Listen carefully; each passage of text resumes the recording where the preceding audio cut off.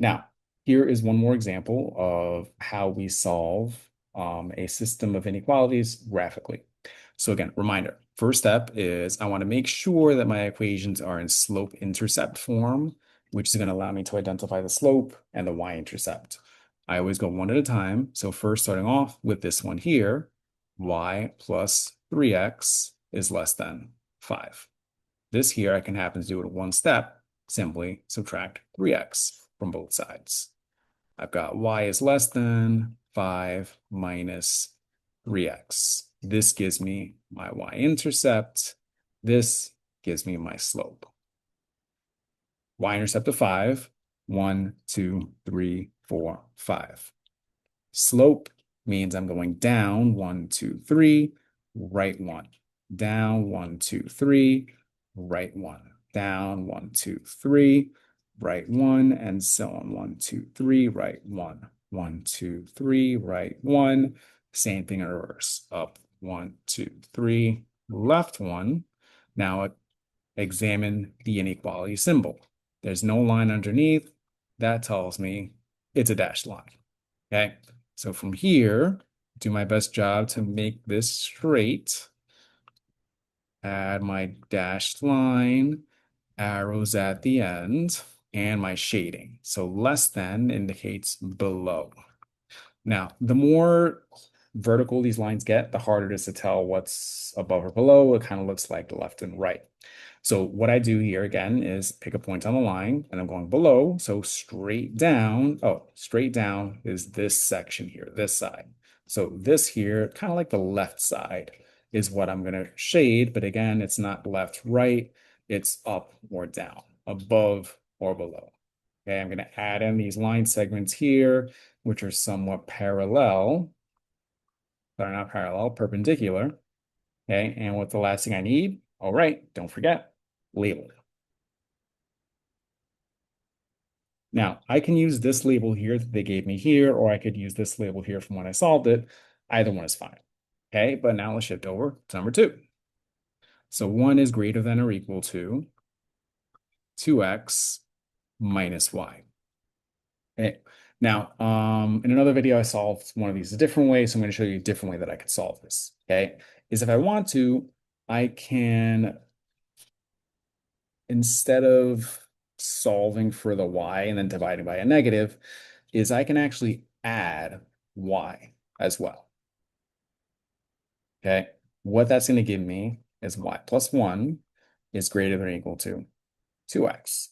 Now, I simply subtract the 1 from both sides. Y is greater than or equal to 2x minus 1. Okay. Now, sometimes when you're trying to like deal with a y that's negative, you've got those two approaches. Is either you can add it to the other side, which may force you to lead or swap the inequality if that's on the other end, or you can just deal with dividing by a negative. Okay, but that's kind of the beauty of working with solving equations in general, is there's multiple pathways to the same answer. Okay, as long as we get to the same destination. Now, y-intercept, slope,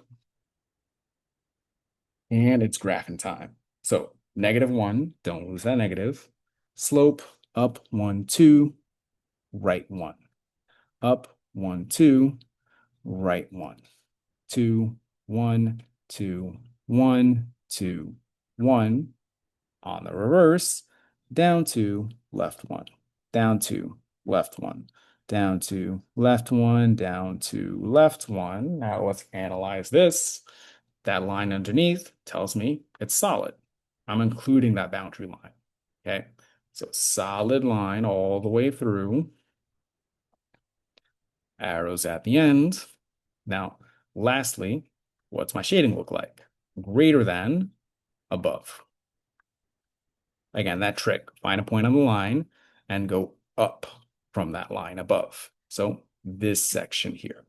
Okay, now again, the way that I like to do this, because it can get confusing with all these lines, is take your line and kind of draw your line straight up from there. I'm starting from the top because I know where my destination is the line, but try and make them somewhat perpendicular, and that can kind of ensure that you don't get mixed up. Okay, sometimes I see students that try and do their shading parallel to the line, and that gets really confusing sometimes in terms of figuring out where the line starts and where it finishes. Okay, now don't forget, let's label this guy. And it actually tells us here, remember, label a solution set, S. So I can clearly see here, this is my solution space.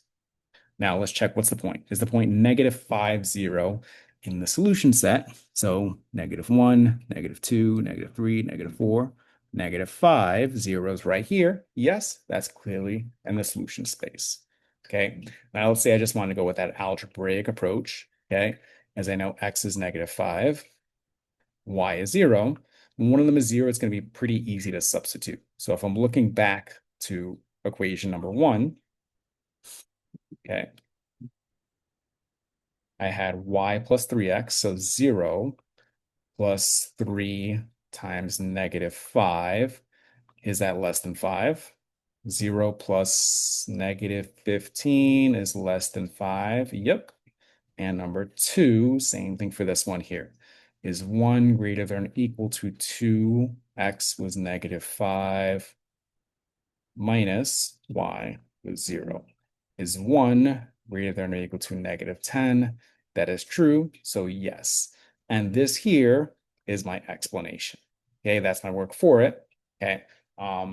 If I do want to add those words in, of course, it doesn't help. Okay, is that I could say this point, okay, because it satisfies